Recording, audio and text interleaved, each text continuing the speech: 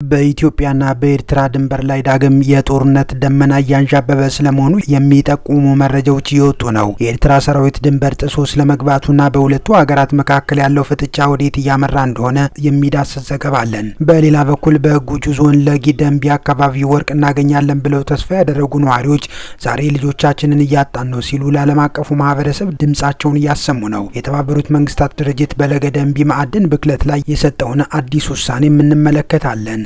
አብራችሁን ቆዩ። ለቻናላችን አዲስ ከሆኑ ሰብስክራይብ በማድረግ ቤተሰብ ይሁኑ። በኢትዮጵያና በኤርትራ ድንበር አካባቢ አዲስ የጦርነት ደመና እያንዣበበ መሆኑን ተገለጸ። የኤርትራ ሰራዊት ወደ ትግራይ ክልል ድንበር አካባቢ ሰርጎ መግባቱን የአካባቢው ነዋሪዎችና የወታደራዊ ምንጮች እየገለጹ ይገኛሉ። ይህ ሁኔታ በሁለት ሀገራት መካከል በቀይ ባህር አጠቃቀምና በሌሎች ፖለቲካዊ ጉዳዮች ሳቢያ የተፈጠረውን ፍጥጫ ይበልጥ አባብሶታል። የአፍሪካ የመከላከያ ፎረም እንደዘገበው በኤርትራ ና በኢትዮጵያ ድንበር ላይ ያለው ውጥረት ከፍተኛ ደረጃ ላይ ደርሷል። በተለይም በትግራይ ክልል የሚገኙ ነዋሪዎች የኤርትራ ወታደሮች ወደ ድንበር አካባቢ እየገቡ መሆኑን መናገራቸውን ዘገባው ጠቅሷል። ዘአፍሪካ ሪፖርት መጽሔት ስሙ እንዳይጠቀስ የፈለገ የጦር ኃይል ምንጭን ዋቢ አድርጎ እንደገለጸው የኤርትራ ኃይሎች በኢትዮ ኤርትራ ድንበር አካባቢ በግልጽ እየታዩ ነው ብሏል። ምንጩ ለጋዜጣው ሲናገር ወታደሮቹ በትግራይ በኩል እስከ መቀሌ፣ አዲግራትና ዛላምበሳ ድረስ ዘልቀው ገብተዋል። በሁመራ በኩል ደግሞ በሱዳን አቅራቢያ በምትገኘው ሐምዳይት በኩል እንደ ነዋሪ በመምሰል ሰርገው እየገቡ ነው ብሏል። ሐምዳይት ለወታደራዊ እንቅስቃሴና ለሎጂስቲክስ ማመላለሻነት እያገለገለች መሆኑን ነዋሪዎች መናገራቸውን መጽሔቱ አመላክተዋል። የኤርትራ ወታደራዊ ተሽከርካሪዎች ከኤርትራ የጦር ይዞታዎች ተነስተው በትግራይ በኩል በህወሓት ቁጥጥር ስር ባሉ አካባቢዎች ሲመላለሱ መታየታቸው ተጠቁሟል። የወታደራዊ ምንጩ አክሎ እንደዘገበው እነዚህ ወታደሮች የኢትዮጵያን ወታደራዊ ዩኒፎርም በመልበስ ጭምር ራሳቸው ለመደበቅ ቢሞክሩም በተደጋጋሚ እጅ ተፈንጅ እየተያዙ ነው ብለዋል። በኢትዮጵያና በኤርትራ መካከል ያለው የቃላት ጦርነት ቀጥሏል። የካቲት 1 ቀን የኢትዮጵያ የውጭ ጉዳይ ሚኒስትር ዶክተር ጌዲዮን ጢሞቴዎስ ለኤርትራ አቻቸው በጻፉት ደብዳቤ አስመራ በኢትዮጵያ ውስጥ ለሚንቀሳቀሱ አማጺ ቡድኖች ድጋፍ እየሰጠች ነው ሲሉ መክሰሳቸው የሚታወስ ነው።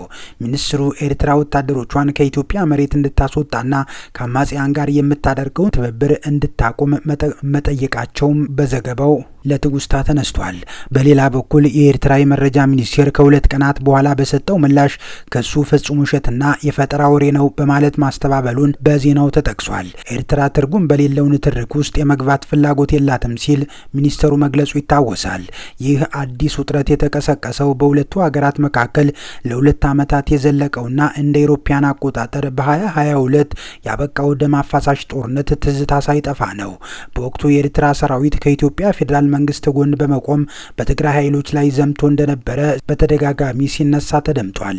ይሁን እንጂ ከሰላም ስምምነቱ በኋላ በጠቅላይ ሚኒስትር አብይ አህመድ የሚመራው መንግስትና የኤርትራው ፕሬዝዳንት ኢሳያስ አፈወርቂ ግንኙነታቸው የሻከረ መጥቷል። ኢንተርናሽናል ክራይሲስ ግሩፕ እንደዘገበው በትግራይ ክልል ውስጥ ባለው የውስጥ የስልጣን ሽኩቻና በአማራ ክልል ሚሊሻዎች ቁጥጥር ስር ባሉ የትግራይ አወዛጋቢ ቦታዎች ምክንያት አካባቢው አሁንም ለግጭት ተጋላጭ ነው የተባለ ነው። የኢትዮጵያ ሰራዊት በበኩሉ ቁጥራቸው ከፍተኛ የሆኑ ወታደሮችና ከባድ የጦር መሳሪያዎችን ወደ ትግራይ ድንበር እያስጠጋ መሆኑን አጃንስ ፍራንስ ፕሬስ ዘግቧል። የኢትዮጵያ ለመረጋጋት ለመላው አፍሪካ ቀንድ ከፍተኛ ስጋት መሆኑን ተንታኞች ይናገራሉ። ከህዳሴው ግድብ ጋር ተያይዞ ከግብጽና ሱዳን ጋር ያለው ውዝግብ እንዲሁም በሱዳንና በሶማሊያ ያለው ጦርነት በቀጠናው ላይ የራሱን ጥላ አጥልቷል። አሁን እየታየ ያለው የድንበር ውጥረት ወደ ሙሉ ጦርነት ካመራ ከ600 ሺህ በላይ ሰዎች ለህልፈት የተዳረጉበትን የቀድሞውን የትግራይን ጦርነት አስከፊ ትዝታ ዳግም ሊቀሰቅሰው እንደሚችል ስጋት ፈጥሯል። ወደ ሌላኛው ርዕሰ ጉዳያችን ተሻገርን። የተባበሩት መንግስታት ድርጅት የህፃናት መብት ኮሚቴ ለኢትዮጵያ መንግስት ማስጠንቀቂያ ሰጠ። የኢትዮጵያ መንግስት በለገደንቢ የወርቅ ማዕድን ሳቢያ እየደረሰ ያለውን የአካባቢ ብክለትና የጤና ጉዳት በአስቸኳይ በብቃት እንዲፈታ አሳስቧል። ኮሚቴው ይህንን ያሳሰበው በአካባቢው ነዋሪዎች የቀረበውን አቤቱታና አዳዲስ የምርምር ግኝቶችን መሰረት በማድረግ መሆኑ ተገልጿል። የተባበሩት መንግስታት ድርጅት የህፃናት መብቶች ኮሚቴ ባለፈው የካቲት ወር ባስተላለፈው ውሳኔ በማዕድን ቁፋሮ ሳቢያ በህፃናት ላይ እየደረሰ ያለው ማህበራዊ የጤናና የአካባቢ ተጽዕኖ እልባት እንዲያገኝ መጠየቁ ተመላክቷል። ኮሚቴው መንግስት ለተጎዱ ቤተሰቦች ካሳ እንዲከፍል፣ ጉዳት ለደረሰባቸው ህጻናት ተገቢውን ሕክምናና መልሶ ማቋቋም እንዲያደርግ እንዲሁም የማዕድን ኩባንያው ተጠያቂነትና ግልጸኝነት እንዲኖረው ገለልተኛ አሰራር እንዲዘረጋ ጥሪ ማቅረቡን ሂዩማን ራይትስ ዎች አመላክቷል። በኦሮሚያ በኦሮሚያ ክልል በማዕድኑ አካባቢ የሚኖሩ ነዋሪዎች ለዓመታት ሲያቀርቡት በቆዩት አቤቱታ በኬሚካል ብክለት ሳቢያ የጽንስ መጨናገፍ፣ የሞተ ልጅ መወለድና ልጆች የረጅም ጊዜ አካል ጉዳት ይዘው መወለድ እያጋጠመ መሆኑን ኮንቶማ ዳሪሙ አሊያንስ የተባለ የሲቪክ ማህበር ባደረገው ጥናት ማረጋገጡን ዘገባው ጠቅሷል። ለድርጅቱ ቃሏን የሰጠችው የ28 ዓመቷ ኤልዛቤት የተባለች ነዋሪ የ2 ዓመት ልጇን በሞት ማጣቷንና በ24 እና በ25 እንደ አውሮፓውያን አቆጣጠር ማለት ነው በተደጋጋሚ የጽንስ መጨንገፍ እንዳጋጠማት ገልጻለች።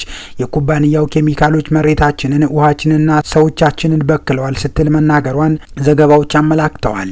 በአካባቢው በተደረጉ ጥናቶች እንደ ካድሚየም፣ ሜርኩሪ፣ እርሳስና አርሴኒክ ያሉ መርዛማ ማዕድናት በከፍተኛ መጠን መገኘታቸው ተረጋግጧል።